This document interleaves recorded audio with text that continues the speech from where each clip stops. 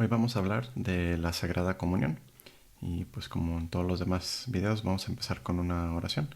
En nombre del Padre, del Hijo y del Espíritu Santo. Amén. Dios te salve María, llena eres de gracia, el Señor es contigo. Bendita eres entre todas las mujeres y bendito es el fruto de tu vientre Jesús.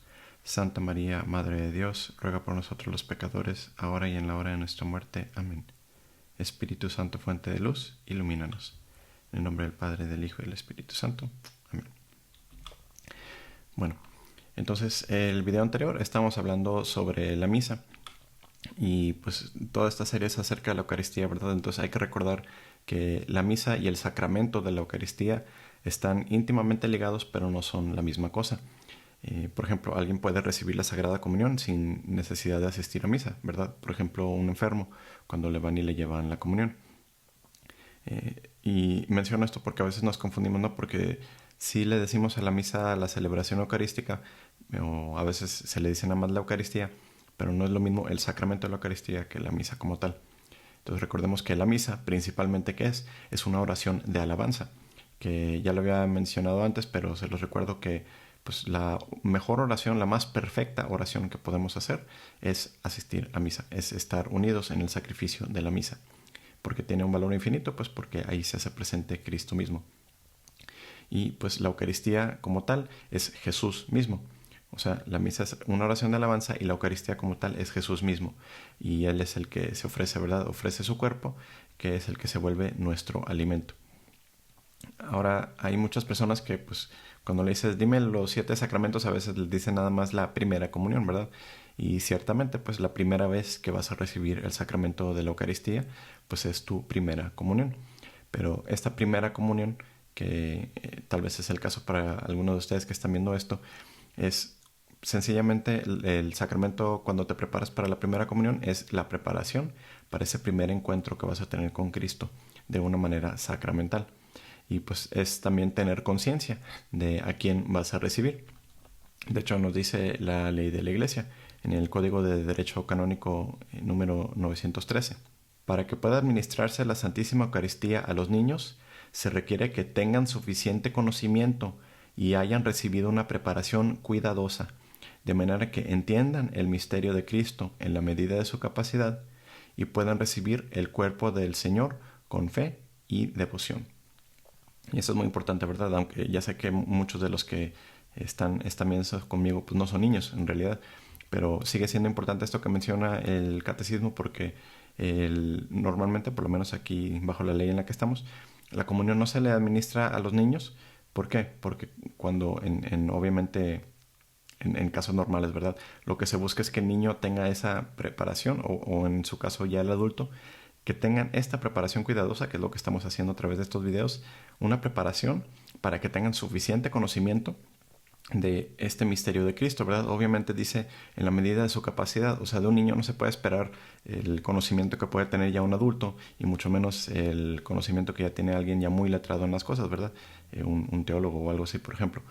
Entonces, cada quien según su capacidad, pero que entienda que está recibiendo el cuerpo de Cristo y que lo hagan con fe y devoción, que esto es importantísimo. Que sepan que no es un mero símbolo, que sepan que no nomás lo están haciendo porque su mami se los pide, que no nomás es porque se tienen que casar, que entiendan la realidad de recibir el cuerpo de Cristo, de que Dios está entrando en nuestros cuerpos a través de la Eucaristía. Y esto es importante, ¿verdad? Esta preparación no es cualquier cosa. No nomás es un acto público, no es algo para una fiesta. Eso siempre, la fiesta de la primera comunión o la fiesta del bautismo, esto, lo otro. Eso es totalmente secundario. O sea, la verdadera fiesta como tal, pues es la celebración del sacramento. Y a veces viene la pregunta, ¿verdad? Hablando de esta comunión. ¿La iglesia nos obliga a comulgar? Sí, sí nos obliga a comulgar, pero solo una vez al año. Y esto es en tiempo de Pascua. Y el tiempo de Pascua pues suele ser, normalmente se celebra desde la vigilia pascual hasta los siguientes 50 días. Ese suele ser el tiempo de Pascua. Entonces, durante este tiempo es cuando la iglesia nos pide, si no has comulgado en el resto del año, en esta temporada sí debes de comulgar por lo menos una vez. Y esto es por bien nuestro, para bien de nuestra alma. Recuerdan que ya vimos en un video anterior, en el capítulo 6 de Juan, pues Jesús insiste mucho en que debemos de comer su cuerpo y beber su sangre porque si lo recibimos, pues Él nos da a sí mismo y a través de Él recibimos esa vida que Él nos promete. Entonces por eso es importante que comulguemos, porque es para nosotros, a fin de cuentas, que lo hagamos. No es porque Dios necesite de nosotros, de que es que tenemos que ir a misa y comulgar, sino pues a fin de cuentas, como todo, es un don que nos da Dios a nosotros. Ahora la pregunta, si la Iglesia me obliga a comulgar, ¿cuándo debo recibir la Sagrada Comunión? La Iglesia recomienda comulgar cuando se participa en la Santa Misa, siempre y cuando se tengan las debidas disposiciones. O sea, si nada más voy en domingo, pues de preferencia si pudieras comulgar, cuanto mejor. Pero si por una u otra razón no comulgas, pues ya depende del caso aquí, en verdad. Ahorita más adelante veremos algunos de esos casos. Pero es muy importante lo que pide la Iglesia, que menciona con las debidas disposiciones. Y esto es, por ejemplo, entender el valor de a quién recibimos, no qué, sino quién recibimos.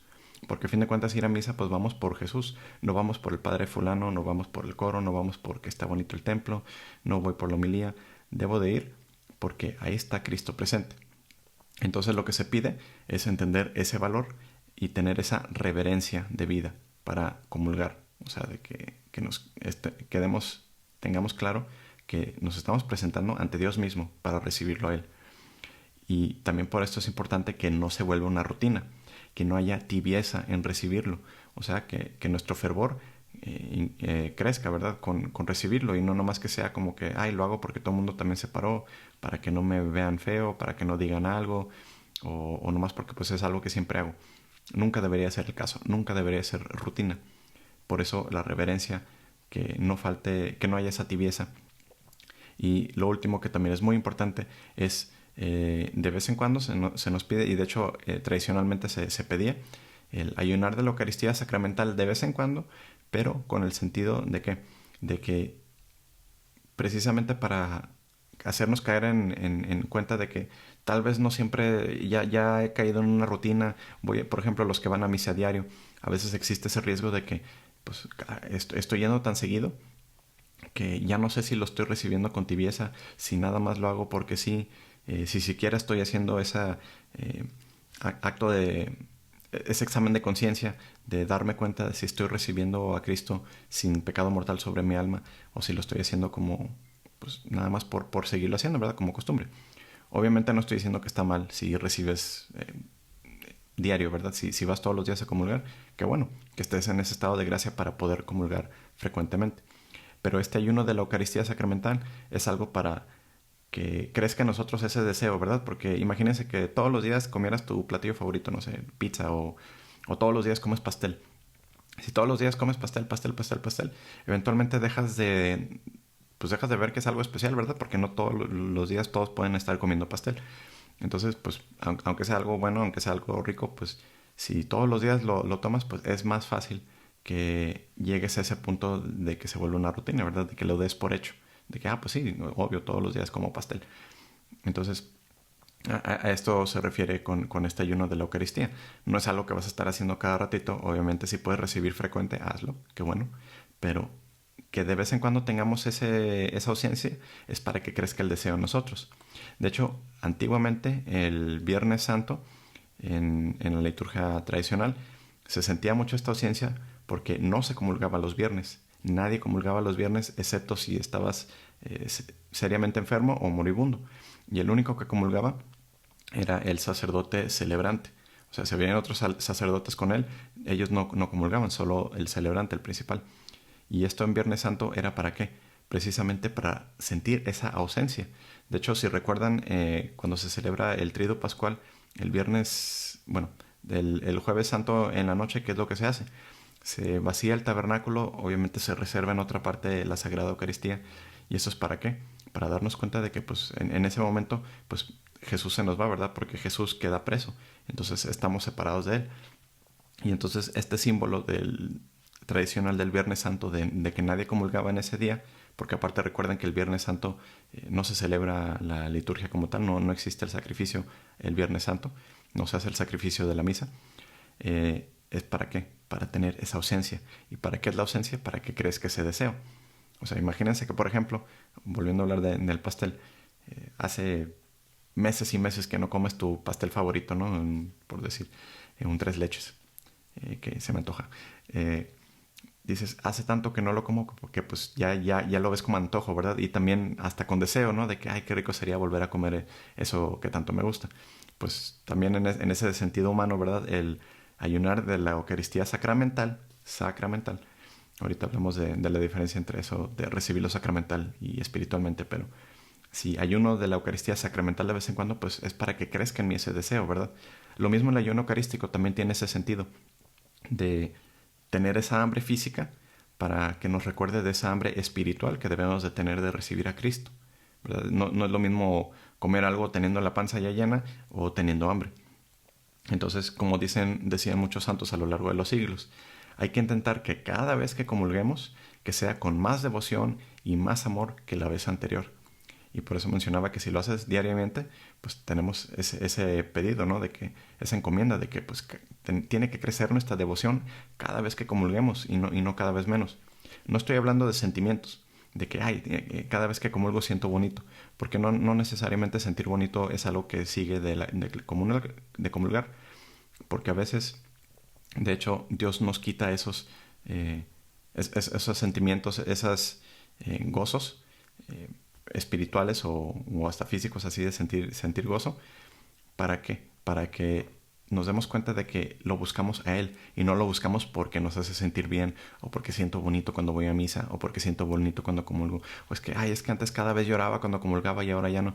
Pues no siempre vamos a tener esos consuelos y eso lo hace Dios pues precisamente para hacernos madurar, ¿verdad? Como un niño chiquito, a veces a un niño chiquito con premios es como haces que haga las cosas, pero ya cuando crees que madure, pues tiene que entender que no siempre va a haber ese premio. Y lo mismo con nosotros. Ahora viene algo muy importante, la preparación de vida para recibir la comunión. ¿Quiénes pueden comulgar? Pues primero, ¿qué se necesita? Primero es estar incorporado plenamente en la Iglesia Católica. Plenamente. Esto quiere decir que fui bautizado válidamente en el nombre del Padre, y del Hijo y del Espíritu Santo. Que la fe, tener fe católica hacia el sacramento. O sea, no nomás se puede decir, no, pues yo soy un hermano separado, pero me gustan estas cosas y quiero comulgar. No basta. Aunque haya sido bautizado válidamente, si no tiene esa fe católica hacia el sacramento, o sea, que cree que Cristo está realmente presente, cuerpo, sangre, alma y divinidad, pero también pues incorporado a la iglesia, o sea, que es parte de la iglesia, pues no debe comulgar. Por más devoto, por más bueno que sea ese hermano separado, pues si no está incorporado a la iglesia plenamente, pues entonces estaría mintiendo con ese acto de comunión. Entonces, de hecho, impedirle a un hermano separado que comulgue no es algo discriminatorio, es todo lo contrario, es un acto de amor. ¿Por qué? Porque le estás impidiendo que mienta con su cuerpo. Porque ya lo habíamos dicho antes, cuando vas a recibir la Eucaristía le decimos comulgar porque estás en comunión con la iglesia. ¿Qué quiere decir? Que estás en comunión, estás unido, estás de acuerdo con todo lo que enseña la iglesia. Y pues no le estaríamos diciendo hermano separado si estuviera plenamente incorporado con la iglesia. Entonces, si no lo está, pues no es plenamente católico y por ende no debe de comulgar. Hasta que no esté en esa plena comunión, y entonces ahí sí ese acto de comunión ya como católico, cuando comulgas estás diciendo, pues sí, estoy en comunión, estoy unido al cuerpo de Cristo, a su iglesia. Otra cosa que se nos pide también es estar en gracia de Dios. Esto quiere decir sin pecado mortal en mi alma. Y por eso es importante siempre cada misa antes de cada comunión, o especialmente si se puede mejor, cada día. Por ejemplo, cada noche al final del día hacer ese examen de conciencia para recordar qué son los pecados que hice este día y si tengo algún pecado mortal sobre mi alma, ¿para qué? Para buscar entonces cuanto antes la reconciliación. Entonces hay que estar en estado de gracia. Recibir el sacramento de reconciliación antes de acercarse a comulgar es importantísimo. O sea, si tengo pecado mortal, vete a reconciliar antes con Dios. Y esto nos lo dice el Catecismo en el párrafo 1394, que nos recuerda que si tenemos pecado venial en nuestra alma, o sea, lo que no rompe totalmente, no nos separa de Dios, sí hiere la relación con Dios, el pecado venial, pero no nos separa de Él. Entonces, la Eucaristía borra esos pecados veniales. Entonces, por eso es bueno recibir la Eucaristía para que precisamente nos refuerce, ¿verdad? Para que nos fortalezca, para como si fuera una inyección contra un virus, contra una enfermedad grave, pues es para precisamente fortalecer al cuerpo para que cuando venga esa infección pues la podamos combatir. Pues lo mismo con el pecado, ¿verdad? Que nos quite ese pecado venial, pero también estar comulgando nos ayuda a mantenernos en gracia para no caer en ese pecado mortal. Y también debemos de tener un espíritu de recogimiento y oración. Y por eso es tan importante que antes de comulgar, ¿qué es lo que hacemos, verdad? El sacerdote levanta una vez más el cuerpo y la sangre de Cristo, nos lo muestra y hacemos un acto de humildad. Cuando recordamos las palabras del centurión que decimos, Señor, no soy digno de que entres en mi casa, pero una palabra tuya bastará para sanar mi alma. ¿Y esto qué estamos haciendo? Pues agarrando este espíritu de recogimiento y oración.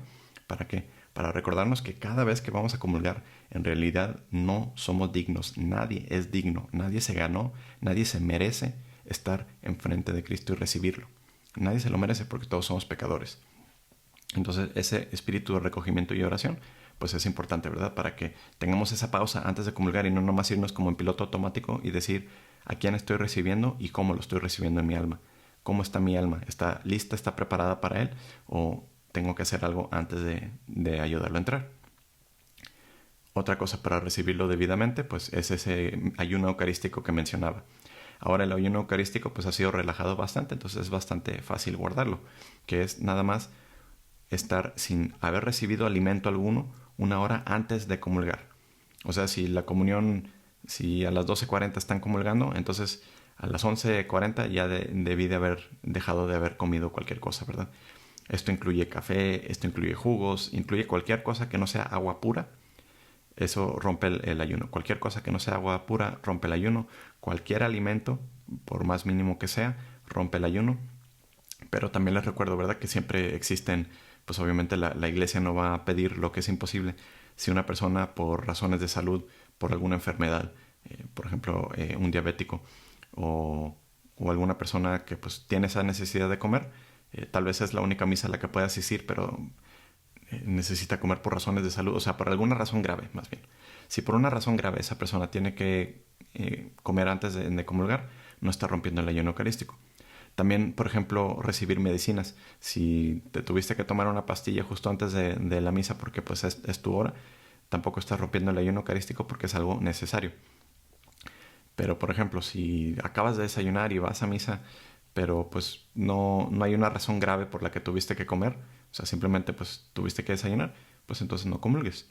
Como mencionaba antes, ¿verdad? O sea, no, ya había mencionado en otro video, no es estrictamente obligatorio que tengas que comulgar cada vez que vas a misa. Entonces, mejor por esa reverencia a Dios y guardando ese ayuno eucarístico, pues si no estás dispuesto en ese momento, pues no lo recibas y ya. No estás pecando contra Dios por no haber comulgado. Peor sería que sabiendo que pues no guardaste el ayuno, vas a comulgar de todas formas. Otra cosa muy importante, menciona la iglesia, pues es la actitud corporal. O sea, esto tiene que ver con los gestos, con cómo me estoy comportando. O sea, si estoy ahí de pies cruzados, distraído, viendo a la gente durante toda la misa, pues mi actitud corporal que está diciendo hacia Dios. No tanto hacia la gente, no tanto hacia el sacerdote, sino hacia Dios. Cómo me estoy portando en su casa y cómo me estoy portando ante Él y ante el sacrificio. Porque acuérdense que había mencionado en un video anterior que la misa es un sacrificio. O sea, imagínense que estamos presentes ahí en el Calvario, en la cruz, a los pies de la cruz de Jesús, viéndolo ahí, ofreciéndose por nosotros, muriendo por nosotros. ¿Te estarías portando así?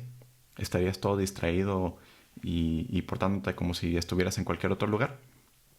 Y también por lo mismo con esta actitud corporal, pues también se habla de la vestimenta, ¿verdad? O sea, estás ahí en un acto totalmente solemne, estás presenciando pues el más grande acto de amor de Dios por nosotros.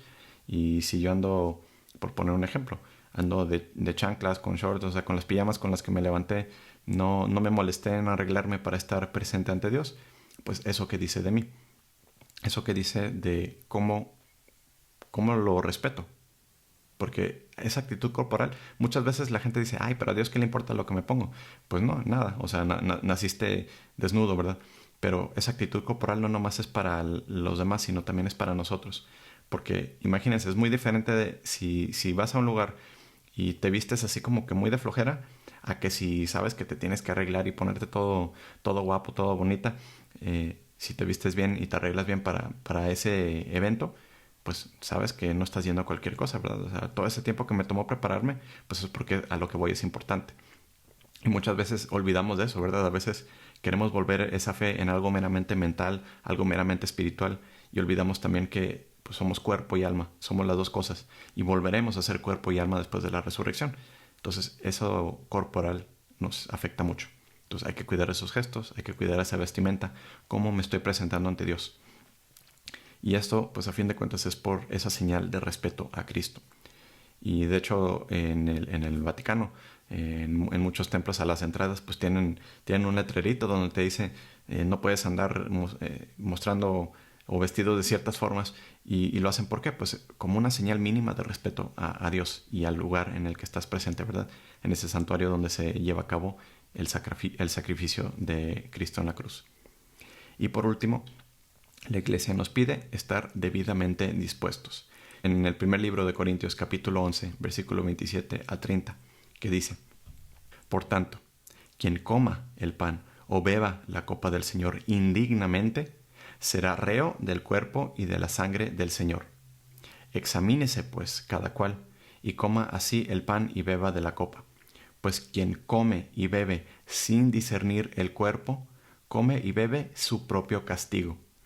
Por eso hay entre vosotros muchos enfermos y muchos débiles, y mueren no pocos. Si nos juzgásemos a nosotros mismos, no seríamos castigados, mas al ser castigados somos corregidos por el Señor, para que no seamos condenados con el mundo.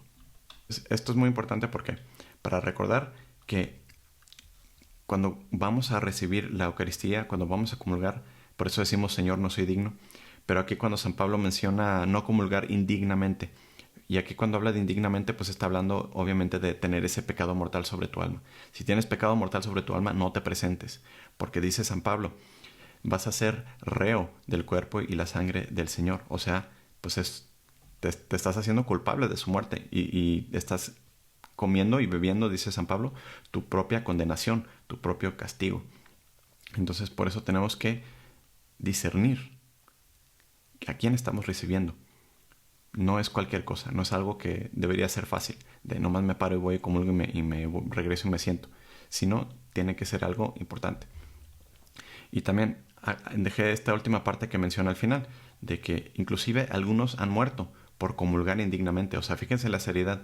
Como muchas cosas, en el Antiguo Testamento también lo vemos. De hecho, aquí viene una herejía, marcionismo, si mal no recuerdo, que eran los que separaban al Dios del Antiguo Testamento con el Dios del Nuevo Testamento.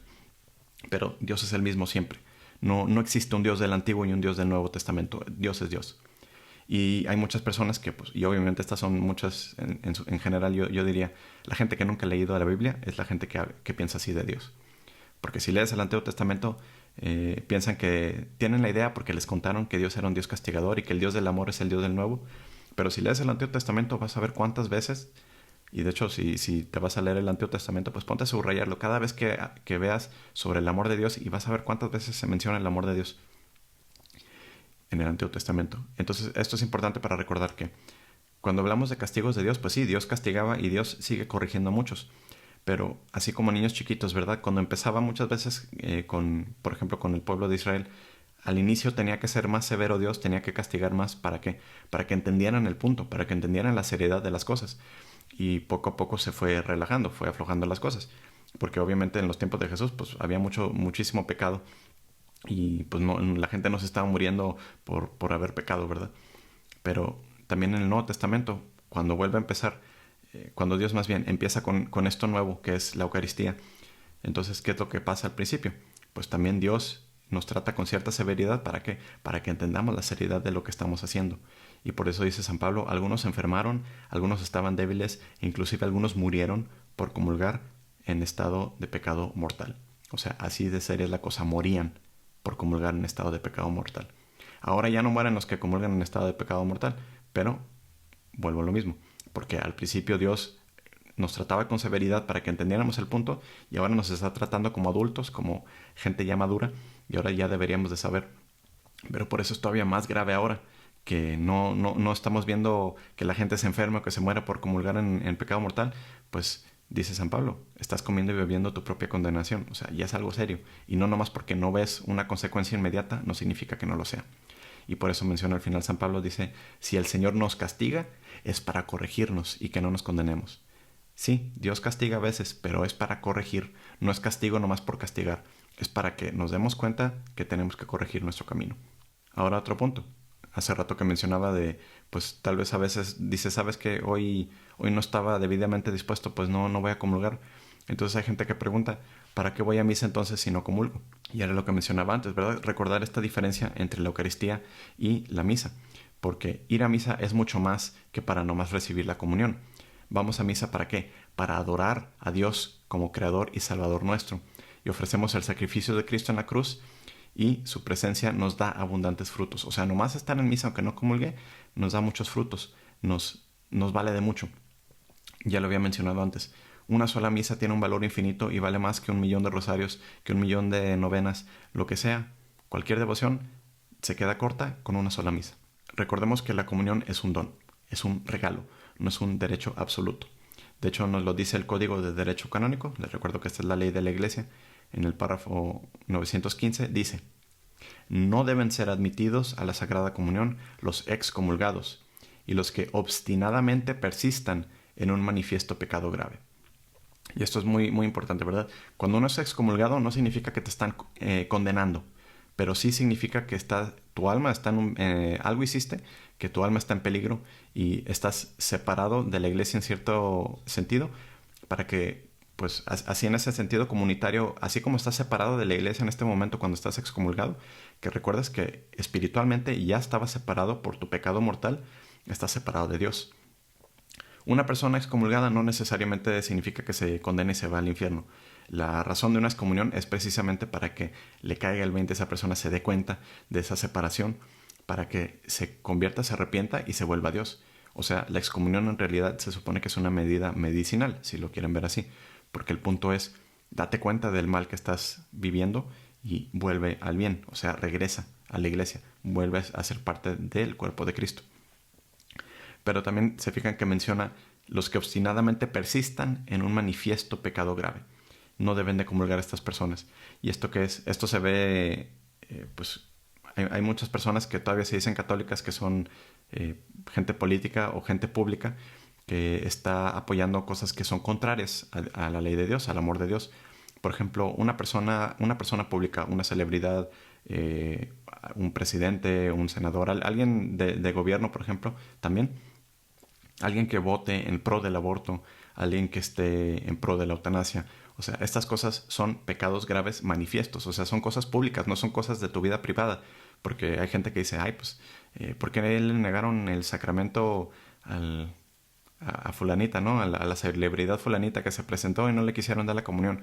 Pues si por algo no, por ejemplo, lo que mencionaba antes, ¿verdad? Tal vez esa persona ni siquiera es católica, no debería comulgar, no importa que sea el rey de un país, si no es católico no comulgas, y punto.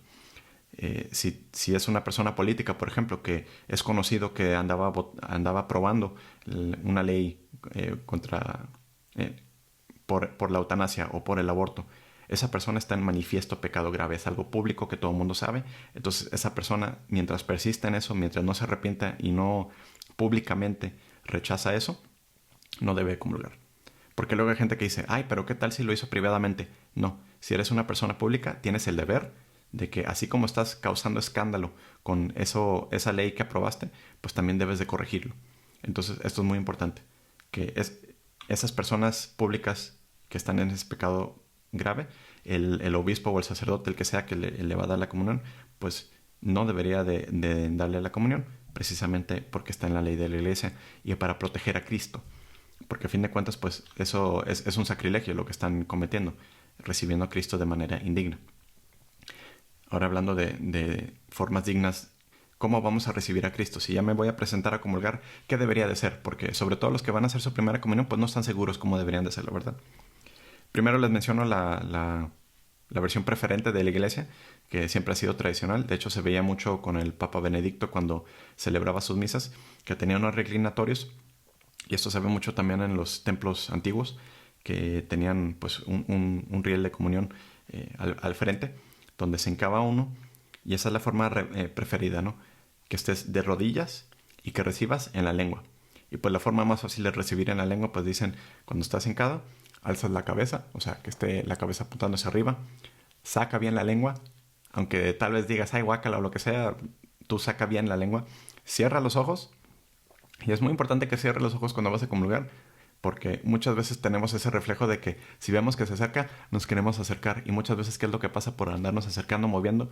Pues el sacerdote ya sabía hacia dónde iba a darte la comunión, y como te moviste, pues terminas chupándole los dedos al sacerdote, ¿verdad?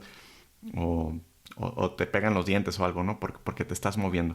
Entonces, ese es cerrar los ojos para evitar ese reflejo de andarnos moviendo, que nos deposite la Sagrada Comunión en la lengua. Eso es lo más fácil. Y de hecho, en la forma tradicional de comulgar, pues de rodillas con la lengua, así como les digo, los ojos cerrados, la lengua para afuera, el sacerdote nunca te va a tocar la lengua, porque lo hace con cuidado, y como no te estás moviendo, pues entonces es muy fácil que él pueda depositar la Sagrada Comunión directamente sobre tu lengua sin tocarte. Y obviamente, si no puedes estar de rodillas, lo que también se nos recomienda mucho, pues es mínimo hacer una genuflexión, ¿verdad? Justo antes de comulgar. De hecho, de preferencia, si hay una persona delante de ti, cuando esa persona esté comulgando, ahí tú vas y te arrodillas. Porque hay personas que a veces tienen la costumbre de que justo cuando están por comulgar van y se ponen de rodillas, y pues a veces ahí el sacerdote no sabe si te vas a quedar hincado o te vas a parar, o a veces pues nos paramos muy repentinamente, pues que no haya el riesgo de que le vayamos a tumbar la sagrada hostia de la mano al sacerdote, ¿verdad? Entonces, de preferencia, pues nos hincamos antes. Pero si vas a quedarte hincado, pues ahí sí te hincas cuando te toque comulgar. Otra cosa que también se nos pide es, de ser posible, evitar la comunión en la mano, porque, y de hecho por eso en México, por ejemplo, la forma tradicional de comulgar no es en la mano. En Estados Unidos es muy común esa práctica, pero en México no. ¿Y por qué? Porque los obispos bien saben, y por eso solo se hace en tiempos de alto riesgo que se pide que se comulgue en la mano. Dicen, porque existe mucho riesgo de que pase un ultraje contra Cristo. Por ejemplo, que sea robado para misas negras. Y eso es algo que pasaba mucho en las misas, sobre todo en las misas papales, donde hay tanta gente comulgando que muchos, como tienen la mala costumbre de recibir en la mano, pues se les dan en la mano. Y entonces las personas recibían en la mano y no comulgaban al momento. De hecho, se les pide, cuando comulgues en la mano, tienes que recibir enfrente del ministro que te esté dando la comunión, o el ministro extraordinario en su caso. Y muchas personas pues nomás lo recibían en la mano y se iban. ¿Y qué era lo que hacían? Pues lo guardaban. Y yo incluso lo vi, o sea, que en internet habían sitios donde te estaban vendiendo hostias consagradas de la misa del Papa Juan Pablo o de la misa de fulano. Y muchas veces se usan para estas cosas malvadas, ¿verdad? Para misas negras, misas satánicas. Pero también existe el riesgo, porque dices, no, pero yo sí comulgo reverentemente. Cuando comulgan en la mano, cuando tú comulgas en la mano, fíjate de que no caigan fragmentos al piso, porque es muy fácil que a veces hay personas de que pues tienen la costumbre de, si sienten algo en la mano, se andan limpiando las manos, y cuando recibimos a la Sagrada Eucaristía, pues no deberíamos hacer eso. Cuando terminemos de comulgar, fijarnos que en los dedos y en la mano no quede ninguna migaja, ninguna partícula, por más pequeña que sea, porque ahí también está Cristo presente.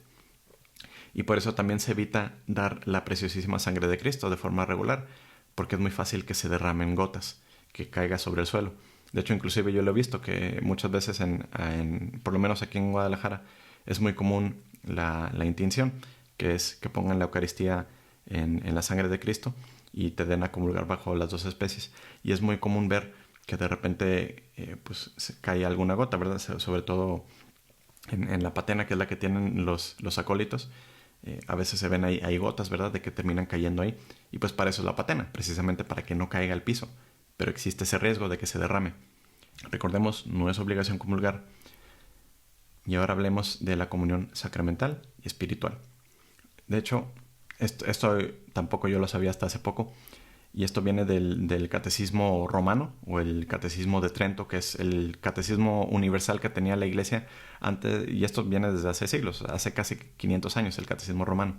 El último catecismo universal que tenemos, pues ahora es el que nos vino a través de Juan Pablo II y el Papa Benedicto, entonces el cardenal Ratzinger. Pero en este catecismo romano, la sección 3, número 8, se menciona sobre las tres formas de recibir la Eucaristía. Tres formas de recibir la Eucaristía. El primero es sacramental, el segundo es espiritual y el tercero es sacramental y espiritual. Fíjese muy bien esa diferencia. Dice sobre el que nada más comulga sacramentalmente. Dice, quien comulga sacramentalmente es alguien que está en pecado mortal, y como está en pecado mortal no recibe los frutos y come y bebe su condenación, como ya cubrimos hace ratito. come y bebe su condenación. O sea, alguien que comulga sacramentalmente, por ejemplo, si yo estoy viviendo en adulterio y voy a comulgar, sí recibí a Cristo sacramentalmente, o sea, comulgué sacramentalmente, pero espiritualmente no recibí ningún fruto, no recibí nada de gracia, de hecho todo lo contrario, ahora tengo más pecado mortal sobre mí porque cometí sacrilegio. Entonces, esta es la peor forma de comulgar, nada más sacramentalmente, porque tenía pecado mortal sobre mi alma. O sea, conscientemente sabía que teniendo pecado mortal y no me importó y fui a comulgar de todas formas. Obviamente, si por alguna extraña razón hice mi examen de conciencia, hice todo esto, comulgué, y después, por ejemplo, no sé, tal vez viendo este video me doy cuenta de que algo de lo que hice era pecado mortal, pues no, en ese momento que comulgaste no tenías conciencia, entonces pues no era pecado mortal recibir a Cristo, porque no lo estabas haciendo conscientemente. Pero ahora que tienes esa conciencia de pecado mortal, pues ahora sí, vete a confesar para que la próxima comunión que recibas, pues ahora sí sea con frutos y que no sea con pecado mortal. La segunda forma de comunión es la espiritual, nada más comunión espiritual. Y esto pues alimenta el deseo de recibir el pan celestial físicamente, ¿verdad? Pero también sí recibimos los beneficios de comulgar. O sea, recibimos, por ejemplo, lo que mencionaba como vacuna, ¿verdad? De que te inyectan esa fortaleza para no caer más en pecado. Todas esas gracias que nos da Cristo en el comulgar, cuando lo hacemos espiritualmente también recibimos grandes gracias. Y muchas veces, y esto lo menciono porque a veces, y sobre todo ahora en este tiempo del virus, hay personas que se nos olvida de que esta comunión espiritual es algo muy bueno, es algo que nos da mucha gracia y es algo que no deberíamos de despreciar. Y de hecho, lo bonito de la comunión espiritual es que lo podemos hacer varias veces durante el día. De hecho, había varios santos que mencionaban, si lo puedes hacer varias veces durante el día, cada vez que sientas que necesitas esa gracia de Cristo, hazlo, haz ese acto de comunión espiritual.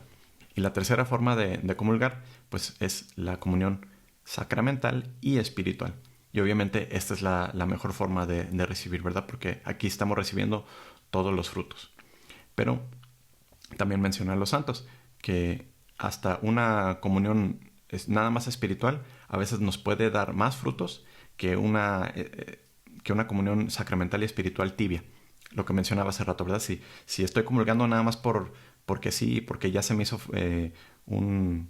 pues ya se me hizo común ir todos los días, se me hizo un hábito nada más ir a comulgar porque sí, pues obviamente no estoy recibiendo las mismas gracias a que si, por ejemplo, ahorita en estos tiempos que estamos separados de poder celebrar siquiera la misa, pues que crece acá ese fervor, ese deseo de Cristo en mí, y entonces esa comunión espiritual podría hasta tener más gracias en mi alma, ahorita que de veras lo quiero recibir con tanto fervor, ¿verdad?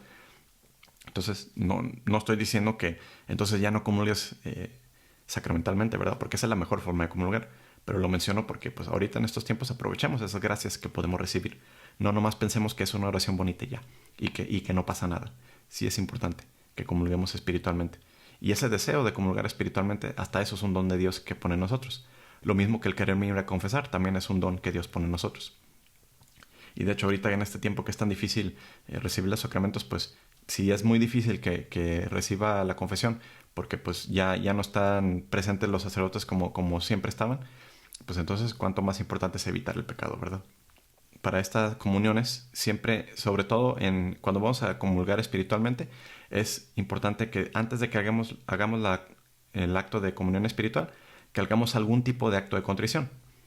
Entonces hay muchos actos de contriciones cortos, pero les menciono, por ejemplo, este acto de contrición que les pongo también en pantalla. Dios mío, me arrepiento de todo corazón de todos mis pecados y los aborrezco, porque al pecar no solo merezco las penas establecidas por ti justamente, sino principalmente porque te ofendí, a ti, sumo bien y digno de amor por encima de todas las cosas. Por eso propongo firmemente, con ayuda de tu gracia, no pecar más en adelante y huir de toda ocasión de pecado. Amén. Y ahora preparémonos para hacer este acto de comunión espiritual. Creo, adorable Jesús mío, que estáis realmente presente en el santísimo sacramento del altar, en cuerpo y alma, carne y sangre, divinidad y humanidad. Os adoro, Dios y Señor mío, y amo sobre todas las cosas. Deseo recibiros en mi alma, pero como ahora no puedo recibiros sacramentalmente, venid a lo menos espiritualmente a mi corazón. Dulcísimo Jesús mío, como si ya os hubiese recibido, os abrazo y me uno todo a vos. No permitáis, Señor, que vuelva jamás a abandonaros. sed para mí el gozo de mi vida, mi viático en la hora de mi muerte y mi premio en la eternidad. Os ruego por mí y por todos cuantos me son afectos. Amén. Entonces recordemos, si ya que hicimos este acto de comunión espiritual, o cuando hagamos la comunión sacramental y espiritual, ¿cuáles son los frutos? ¿Cuáles son esas gracias que recibimos a través de estas comuniones? Pues primero, que crecemos en unión con Cristo, que crecemos, que se renueva la vida de gracia, que crecemos en amor al prójimo, porque recordemos ese doble mandamiento de amor: amarás a Dios sobre todas las cosas y amarás al prójimo como a ti mismo. Pero siempre a veces olvidamos que ese amor al prójimo es por amor a Dios. Entonces por eso crece el amor al prójimo al comulgar, porque si crece nuestro amor a Dios, pues va a crecer nuestro amor hacia el prójimo por ese amor que le tenemos a Dios. También fortalece la caridad en nosotros. Y recordemos que la caridad no se refiere a la limosna, no se refiere a dar dinero o andar ayudando con esto y lo otro, sino caridad es la palabra que se usa mucho, sobre todo en las traducciones antiguas de la Biblia. En vez de usar la palabra amor, se usaba la palabra caridad, porque caridad se refiere a ese amor perfecto. O sea, un amor perfecto es un amor que no busca algo para uno mismo, sino nada más busca el bien del otro. O sea, si yo amo al prójimo, si yo hago por bien, por eso decía Cristo, ama a tus enemigos. Si yo amo a mi enemigo, pues quiero su bien. Aunque no me caiga bien, aunque me caiga gordo, aunque no lo quiera siquiera ver, pero por ese amor voy a hacer algo por esa persona, ¿verdad? Aunque sea una oración. Entonces esa caridad que crezca en nosotros pues es para tratar a los demás como Dios nos trata a nosotros, como nos ama a nosotros. También otra gracia de la comunión pues es ese perdón de los pecados veniales. Y también, y esto es muy importante, nos preserva del pecado mortal. Porque esto, como decía, ¿verdad? Como una inyección, pues nos fortalece, y entre más lo hacemos pues nos fortalece más para que sea más difícil cada vez caer en pecado mortal. Pero recordemos que lo que buscamos en la vida no nomás es estar libre de pecado mortal, sino deberíamos buscar estar libre de todo pecado, porque todo pecado, por más pequeño que sea, pues a fin de cuentas es una ofensa de Dios. Obviamente no todos tienen el mismo valor, por eso hacemos la distinción entre venial y mortal, ¿verdad? Pero a fin de cuentas pecado es pecado, y pues en el cielo solo van a entrar los santos, los puros de corazón, los que ya no tienen ningún pecado sobre ellos. Entonces, por ejemplo, y esto ya lo hablamos en el video sobre el infierno y la muerte y el cielo y el purgatorio. Si mueres con algún pecado, algún apego al pecado, por más pequeño que sea, pues no te puedes ir derechito al cielo. Tienes que purgar, deshacerte de esas últimas manchas que queden sobre tu alma, esos últimos apegos, y pues para eso es el purgatorio, ¿verdad? Volviendo al tema, para recibir los efectos de la comunión, ¿qué necesito hacer? Recuerden que no podemos convertirnos en quien recibimos en la Sagrada Comunión, el amor bajado del cielo, si no cumplimos el mandamiento del Señor. O sea, lo que había mencionado antes, eres lo que comes, pues no vamos a poder recibir esas gracias de Dios si no lo amamos como es debido, ¿verdad?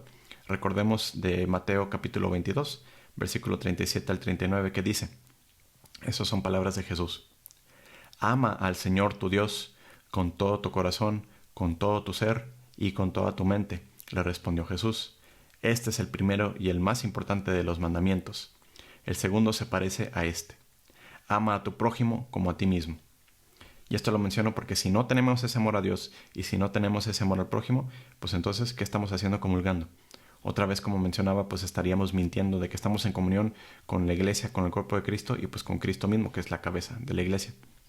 Se menciona en el catecismo que la Eucaristía es prenda de la gloria futura. De hecho, esto lo mencioné en la introducción, esa prenda. ¿Y qué quiere decir con prenda? Prenda es una cosa de valor que se entrega como garantía del cumplimiento de una promesa. O sea, esto te lo estoy dando y esto es algo valioso para que veas que te voy a cumplir esa promesa.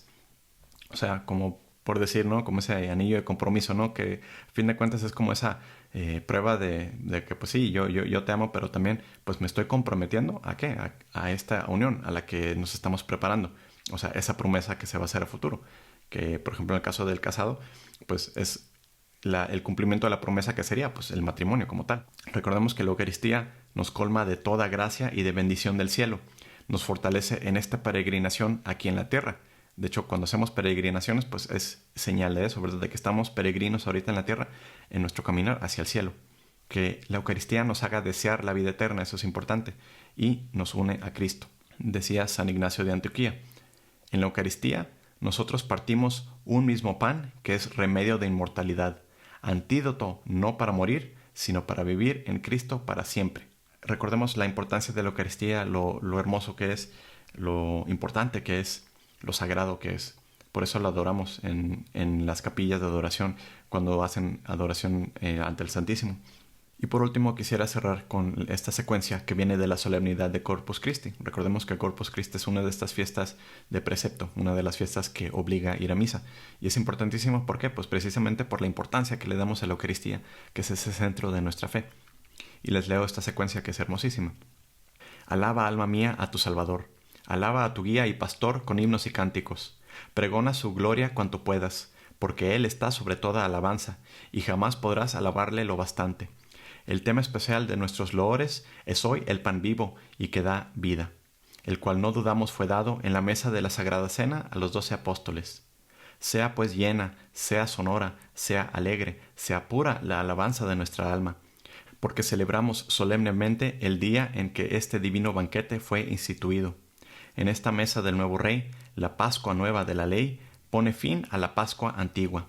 Instruidos con sus santos mandatos, consagramos el pan y el vino que se convierten en hostia de salvación. Es dogma para los cristianos que el pan se convierte en carne y el vino en sangre. Lo que no comprendes y no ves, una fe viva lo atestigua, fuera de todo el orden de la naturaleza. Bajo diversas especies que son accidente y no sustancia, están ocultos los dones más preciados.